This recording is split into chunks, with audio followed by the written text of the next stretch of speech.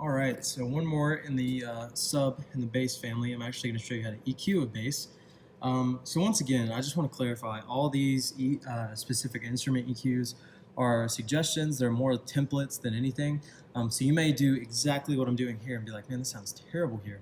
But it may just be that it's a few quick adjustments away from sounding really great. So it's not necessarily going to apply to every single instrument, but it's a place to start, and you can tweak it and build from there. So that's just a clarification. But anyway, so what I've got going here for the bass is I mentioned I set the kick around 63, so I'm gonna move this shelf for the bass up to about 125 and push that about 2 dB. So you're already getting a ton of low frequency. You don't need to push it too much, but that's just a little extra. And that's right below, we looked at the guitar, so we actually had a little boost on the electric guitar around 200. So that's right below that frequency range. So we're doing good as far as filling up the entire frequency range right now. So yeah, we've got that boosted a little bit around 125.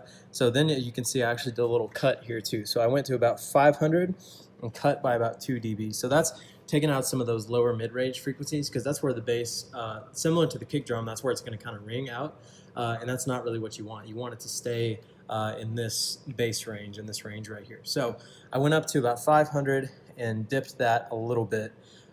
So this is just a really quick way to show you basses don't need a whole lot. Again, you may try this and it may be like, man, this doesn't even sound great on my bass.